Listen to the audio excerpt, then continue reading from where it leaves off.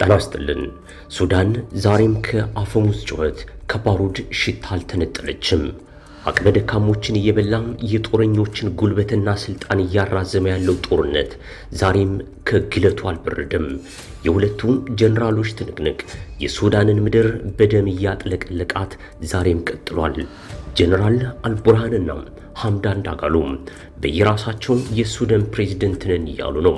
በዛሬው የመንገድ ትንታኔያችን በሱዳን ምድር በጦረኝነቱና በሀብቱ በዝና የሚነሳውን ጀነራል ሐምዳን ዳጋሎ ወይም ሐሚቲን የህይወት ጉዞ በጥቂቱ እንዳስሳለን። አብራችሁን ቆዩ። በሱዳን ማህሪያ በተባለ አካባቢ አረበኛ ከሚናገሩ የሪዜጋት ማህበረሰቦች ውስጥ እንደ አውሮፓውያኑ የዘመን ቀመር በ1974 የተወለደው ሐምዳን ዳጋሎ ወደ ቻድና ዳርፉር የተመላለሰ ግመል በማርባት ልጅነቱን እንዳሳለፈም ይነገራል። የተወለደበትን ጎሳ የሚመራው አጎቱ ጁማ ዳጋሎ በአካባቢው የተቀሰቀሰውን ጦርነት በመሸሽ ወደ ዳርፉር ሄዶ ሲሰፍር ዳጋሎም ጎሳውን ተከትሎ ሄዷል። በዚያም ትምህርት ለመጀመር ሞክሮ የነበረ ቢሆንም ገናም በአስራዎቹ የዕድሜ መጀመሪያ ትምህርቱን አቋርጦ ግመሎችን ወደ ሊቢያና ግብፅ በመሸጥ ንግድ እንደጀመረም የህይወት ታሪኩ ያስረዳል። የዳርፉር ቀጠና በወቅቱ ፕሬዝዳንት ኦማር ሐሰን አልበሽር ትኩረት የተነፈገውና ህግና ስርዓት ያልነበረበት ቢሆንም ዳጋሎ ግን የሱዳን በረሃዎችን እያቆራረጠ የግመል ስራውን አጠናክሮ ቀጥሏል። በዚህ ሁሉ ወቅት በሚኖርበት አካባቢ የተደራጁ ታጣቂ ቡድኖች ጦርነት እየከፈቱ እርስ በርስ ውጊያ ያደርጉም ነበር። ይህም እንደ አውሮፓውያን አቆጣጠር በ2003 ወደ ከፋ ጦርነት ከማደጉ በፊት በየዕለቱ የሚከሰትም ነበር።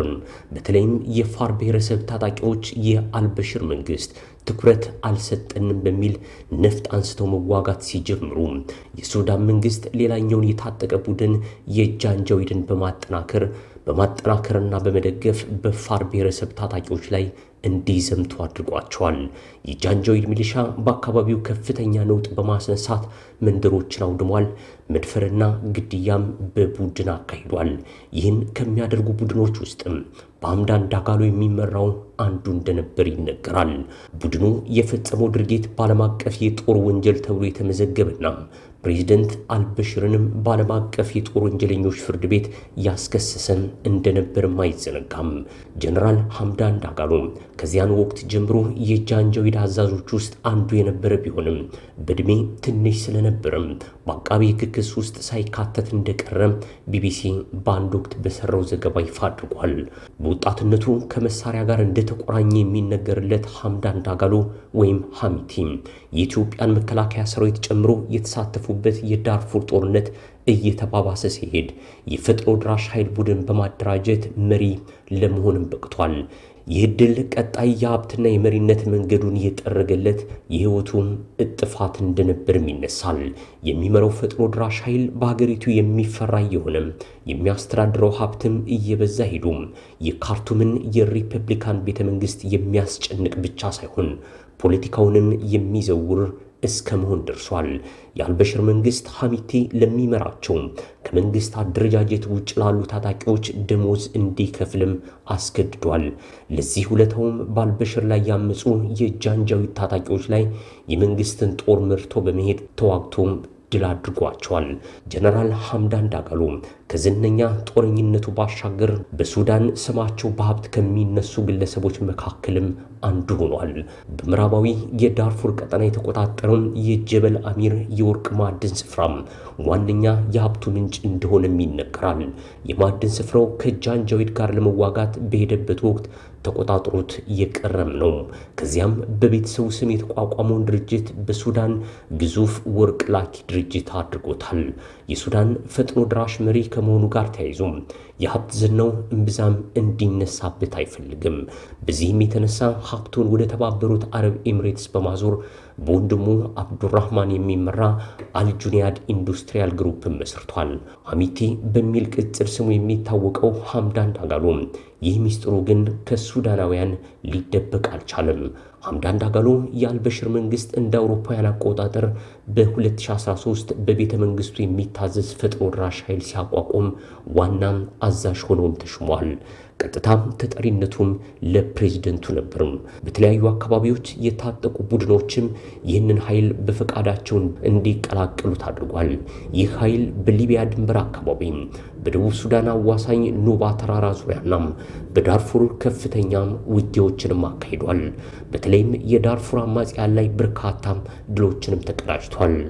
በሊቢያ ድንበር አካባቢ የሰዎች ዝውውርን እንዲያስቀር ትዕዛዝ የተሰጠው ሐምዳን ዳጋሎ የሚመራው ጦር ራሱ ዋነኛ ተሳታፊ እንደነበርም ይነሳል።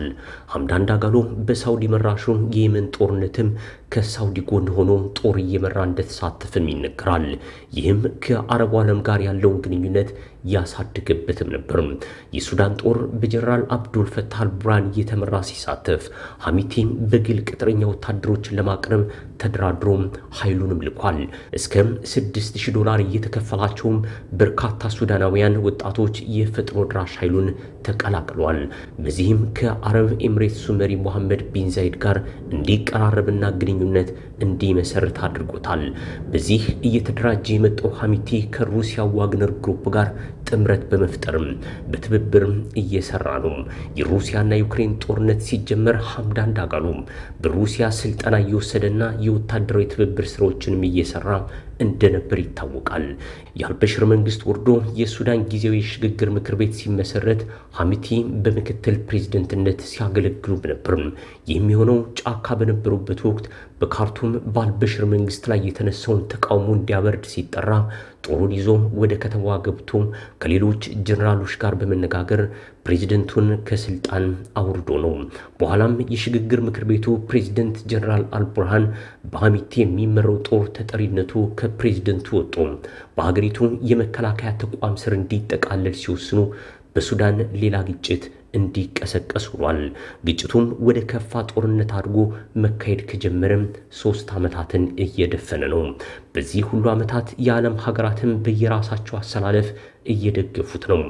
ግልጽ የሆነ አቋም የሌለው የኢትዮጵያ መንግስት ውስጡን የሐምዳን ዳጋሎ ደጋፊም እንደሆነ ይነሳል። ኤርትራና ግብፅ፣ ዩናይትድ አረብ ኤምሬትስና አሜሪካ ሁሉም በየራሳቸው ጎራ ተሰልፈው እያዋጉ ነው። ሁለቱም የሱዳን መሪዎች ሀገሪቱን ከፋፍለው ራሳቸውን ፕሬዝደንት አድርገው ሽመዋል። ጀነራል ሐምዳን ዳጋሎ የሚስቱና የልጆቹን ማንነት እስካሁን አላሳወቀም። የሱዳን መረጃ መንታፊዎች ሳይቀርም የሱዳን ክልልን ተሻግረው መረጃ ማግኘት ተስኗቸዋል። የሱዳን እንቆቅልሽ እንዲህና እንዲያ እያለ ዛሬም ዜጎችን ለከፋ ሰቆቃ ዳርጎ ሚሊዮኖችን አፈናቅሎ የሺዎችን ሕይወት እየቀማ ዛሬም ደም መፋሰሱ ቀጥሏል። ጤና ይስጥልን።